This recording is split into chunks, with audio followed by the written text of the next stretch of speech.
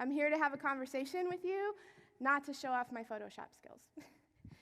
We are going to talk today about the Facebook algorithm and how you can actually leverage it to get your content seen.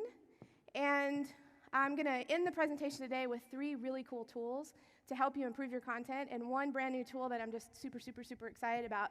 I don't have any affiliation with any of these tools other than I just think that they're badass and can help you.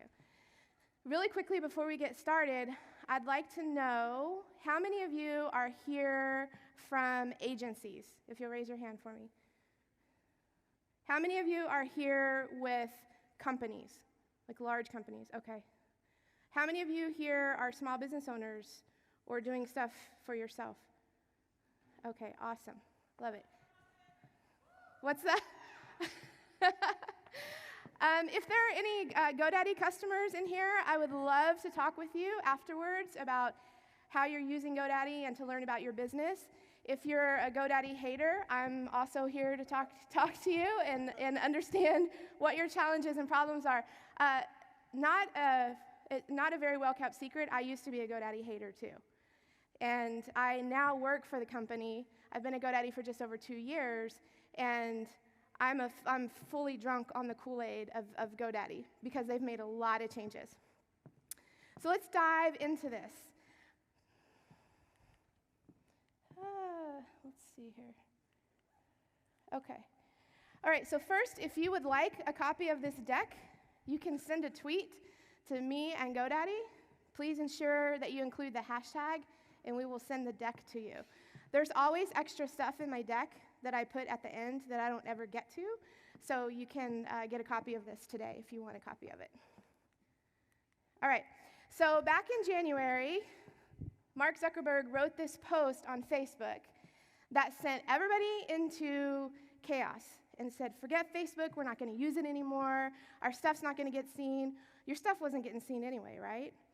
What he said was that we really built Facebook to connect people. And research shows that building relationships and strengthening those relationships are connected to well-being. And believe it or not, Facebook is really concerned about your well-being, especially as it relates to their bottom line. What Mark went on to say is that video and public content and all of these things have really exploded on Facebook. And there was so much more of that showing up in your news feed than the stuff that you really care about. They needed to make some changes to the news feed because they want you to connect with people. This message came out in January, but this had already been happening.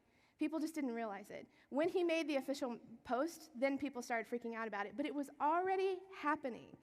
So what we're going to talk about today is how we actually leverage, how that algorithm works to an extent, and how we actually leverage that. I don't want you to freak out. Facebook is still very viable for businesses and for, learning about cats and bacon and cute dog pictures and all that kind of stuff. This is an important component that I want you to remember. So there's really no difference between what Facebook was saying a few years ago and what this algorithm is looking for now. Public content is held to a higher standard, and they want it to have meaningful engagements, meaningful interactions. This makes it incumbent upon us as marketers to make sure that we are creating content that is facilitating engagements, facilitating conversations, and the algorithm is going to pick up on those things. The algorithm has not really changed all that much, but the data inputs have changed dramatically. Just based on the sheer volume of Instagram stories pulling attention away from Facebook, it has an impact on the algorithm. People looking at memes and meme accounts more than they're looking at videos or just regular stories in the feed is pulling attention away also.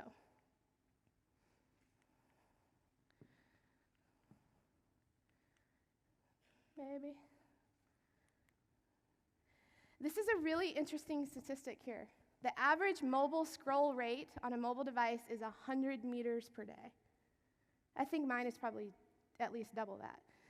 100 meters a day, people are sitting and scrolling on their mobile devices. And so they're doing this across all different types of social platforms, primarily Facebook and Instagram. The click-through rates are rising. This is good news, right? Click-through rates are going up. That's amazing. People are actually clicking on our stuff.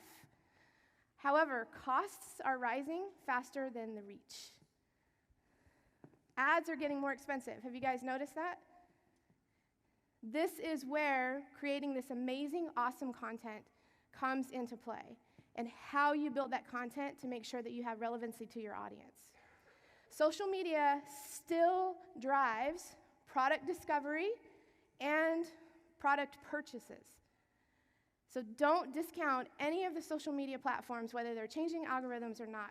This information is from Mary Meeker's 2018 State of the Internet research. If you haven't read that, it's 300 pages of amazing stuff that will help you with all of your online marketing and efforts. But you can see that there's, I don't understand why people are leaving Facebook, or they're talking shit about Facebook, right? Let's not talk shit about Facebook. Facebook loves us, right? Facebook loves our dollars. All right, so let's talk about the algorithm. There have been some changes to the algorithm over the course of the past 10 years, but it's the algorithm really improving upon itself. And Facebook did a webinar a few months ago that actually broke down the algorithm. And there's 4 things that they're looking at. So inventory, that is the considerations of content. What is the volume of content that's out there? Signals are the considerations of behavior. We're going to get into the signals. Predictions are what Facebook knows about you, the kinds of things that you click on, the kinds of things that you read, the kinds of things that you're doing in Messenger. Yes, Facebook knows, the algorithm knows what you're doing in Messenger, and the overall score. So in the past, the primary signals were things that were much more passive. So what's the average time spent on content?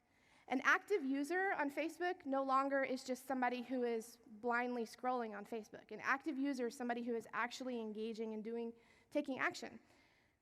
Story type, the algorithm used to look at really heavily. So is it a link? Is it a picture? Is it a video? How informative the post is, when it was posted, and then shares, comments, and likes. Now, the signals are sharing, including how are you sharing that? Are you sharing it just on your friend's wall, or are you sharing it in Messenger as well? Multiple replies to a comment. This is a very high signal. These, by the way, are in order of how Facebook rates them. So sharing still is an important component, but a post that's shared on a friend's wall and a post that's shared in Messenger, the one that's shared in Messenger is going to be seen more often, is going to be favored than a post that's shared on a wall. The multiple replies to a content, remember what Zuck said? We want to facilitate conversation. We want to encourage meaningful interactions. So no longer is it just about getting a comment on your post, it's about multiple comments, people talking to each other. This is why this hasn't changed. I've been training people on social media for many years, and I have always said, if you have a page and people are commenting on your content, you need to go and engage in a conversation with them. They're taking the time to comment. You need to do that. Now the algorithm is telling you, we're going to reward these additional conversations. If you share a post on a friend's wall or inside a group and other people engage on it, that gives that piece of content a lift also. And then you have your reactions, the like, the love, the sad, the wow, and the angry face. So, as you're creating your content, think about how you are going to use content, stories, videos, images to create active behavior. This is what's being rewarded in the algorithm. The commenting, the sharing, and the watching. Forget about the passive stuff, like the clicking, the watching, and the hovering. Those are not going to serve you as much as actually inciting some emotion and getting people to engage. So Adam Mosseri, who is actually the head of newsfeed at Facebook, this is a job, you guys. He's the head of the newsfeed. He is supporting this, again, saying it's the conversations. What kinds of content can you create that is facilitating conversations between people? It doesn't always have to be political bullshit. It can be really good, educational, informative stuff. It can be funny. What are you going to do that's going to share information or solve a problem instead of pushing or selling your products? And video cannot be overlooked. So I've done this session a couple of times before at different digital summits, and I have a video segment in here, but I took it out for this particular summit. You cannot be successful on Facebook if you're not doing video. You can't. Your content is not going to be seen as much as you're doing live video or you're doing you're posting videos. And live video, why? Because you're getting real-time engagement. If people are watching and people are commenting, that's going to be shown more often in the news feed. One really important thing to keep in mind about the content that you're creating is, are you looking at your negative feedback? This is something that people overlook on Facebook all the time and can really create a lot of problems for you. What negative feedback is not this angry sign. This is a reaction. If you get this reaction, that's fine. This is not negative feedback. What negative feedback is, if someone sees your post and they choose to take one of these actions, to hide your post, to hide all posts, to mark it as spam, or to unlike the page. Here's the challenge with negative feedback on Facebook. Every piece of negative feedback you get impacts at 100x. So if you get one piece of negative feedback, it eradicates 100 pieces of your positive actions. I cannot impress upon you enough how you need to be looking at your negative feedback. Are you guys looking at this? Did you guys know this is a thing? Negative feedback on here? This is on a page, not a profile. Also, what will damage you very dramatically is engagement bait. So you've seen these posts, and maybe you've posted some like this that say, hey, tag a friend below who would love this recipe. Or comment below if you want whatever it is that they're trying to give away or to get you to do. Those posts will be demoted in the newsfeed.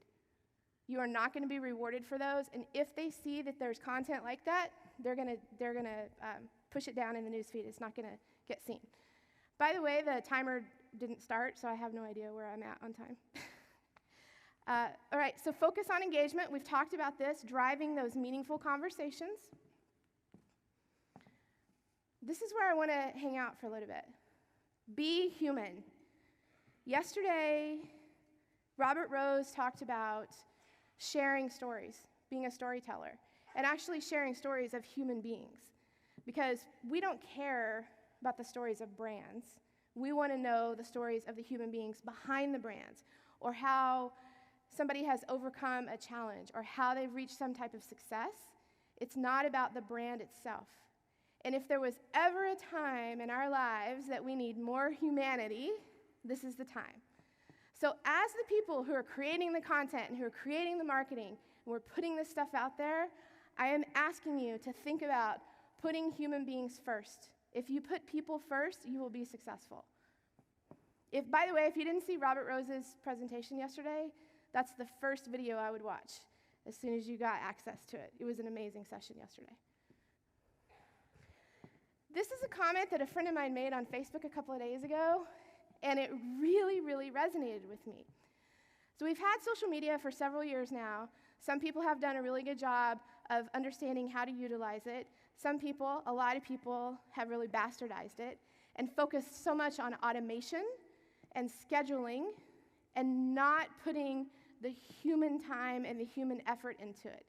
This is why I believe we're failing. This is why I believe that our content is not getting seen, because we are not taking the time to create those connections. We need to go back to the roots of community building and actually caring about the people that we're sharing content with. I absolutely love this quote, and it really made me think about automation and how we are always looking for a shortcut, we're always looking for a tool. There is a lot to be said about efficiency. We all need to operate with efficiency, but we need to remember that we are still human beings, and we need to encourage that person-to-person contact. Great content is only part of it. You guys know that. You have to create this really compelling content. I'm sure everybody in here, their content is awesome. Nobody's creating shit content, right? I don't know. I see a lot of shit content on social. You guys do too. You know you do. I see a lot of shit content everywhere. So outside of creating great content, you have to think about how relevant is that to your audience? And how do you dial that content down so that it feels like it is talking to that particular person? That specificity, based on their behaviors, you are creating this content that makes them feel like it was created specifically for them. They are talking to me specifically. I am a consumer. I have several things that I have purchased based off of Facebook ads, social media ads, mostly things like shoes and accessories and that kind of stuff. Because the Facebook algorithm knows me really well. I'm probably on Facebook more than the average person because of what I do for a living. But those are the kinds of things that really get us if it's relevant to us. You guys have all seen pieces of content that you're like, why the hell is this showing up on my news feed? Sometimes you went and visited a website and you forgot that you visited that website, and that's why it's showing up in your news feed. Relevancy. I want you guys to start thinking about relevancy so much. Serving up the wrong content at the wrong time is going to be really damaging to you, because people are going to go, what the hell is this dude talking about? How many of you have posted, like on your Facebook profile, hey, I'm at the Digital Summit Minneapolis, and I'm having a great time, and you're talking all about the summit, and then somebody, usually a relative, like in the comments, is like, hey, Joe, are you going to come by and pick up that bicycle that you left here the other day? Right? Like, there's no relevancy whatsoever, but they saw the opportunity to talk to you, and you're like, what the hell? Like, no, Grandma, I'm not going to come pick up the bicycle. And we can hope that it's not that embarrassing, right? Like, because I don't know, some people have posted really embarrassing things on on stuff that I write. So just think about that. Like, serving up, the relevancy is one component of it, and then serving up the content at the right time to that person based on their behavior is absolutely critical. The relevancy and the specific relevancy based on that person's behavior. Learn to build relationships via sequencing. I wish I could do an entire session, an entire workshop just on sequential messaging, because sequential messaging is absolutely powerful. There is a great Facebook study done with Adaptly where they talked about, let's see, I think I have the stat here. Absolutely. So in using sequential messaging, I'll go back. You guys want to see that one again? Sequential messaging moves people down a funnel without them really knowing that they're moving down a funnel. But everything that you're doing is based off of the previous message they saw, along with their specific behavior. I had a conversation with Facebook last week about this, and this is still very valid. This Adaptly study was done in 2016, but all the statistics are still holding true. There's an increase in driving people to landing pages or to get them to move to action, to subscribe to something, to download something, if they have seen sequential messaging.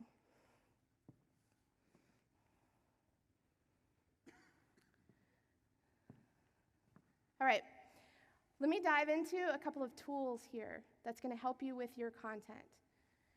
The first two tools I actually learned about at Digital Summit Everything Content in Dallas by a speaker named Frank McGuire. This one blew my mind. The Headline Optimization Tool. And this is a link where you can go to it. By the way, it's free. It's not just for headlines. You can plug a piece of content in here. Give you an example. I put in the title for this session here to get a score on it. The tool itself then gives you strengths, it gives you suggestions, it breaks down how would it be clicked on, all of these kinds of things. It's an amazing tool to help you improve your headlines on ads. It could be to improve the title on your videos.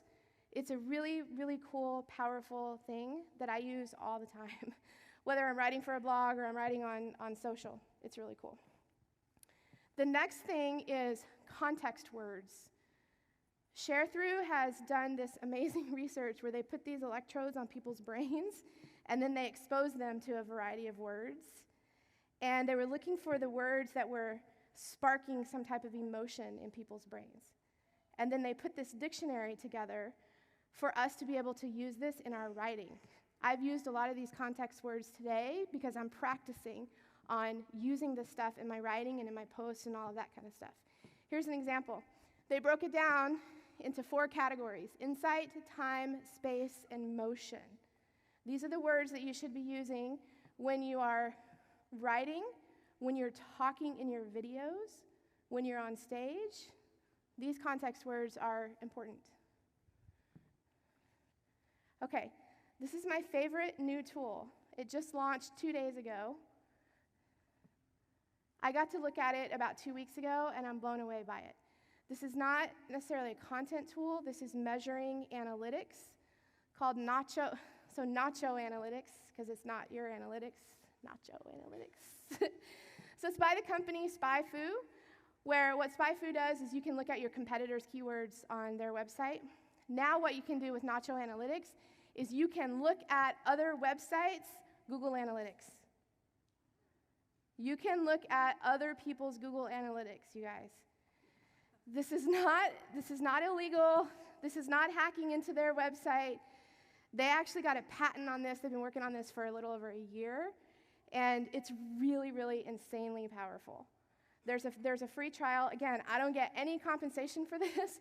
I just think it's so badass, and it's something that can help you develop your own analytics for your website. So I'm going to leave you with this today, my favorite quote in the world by Seth Godin. When we're creating our content, when we're having conversations, if we continue to remember these 3 things: be genuine, be somebody who's worth connecting with, and be remarkable, you can really drive success. That's all I have, you guys. Thank you.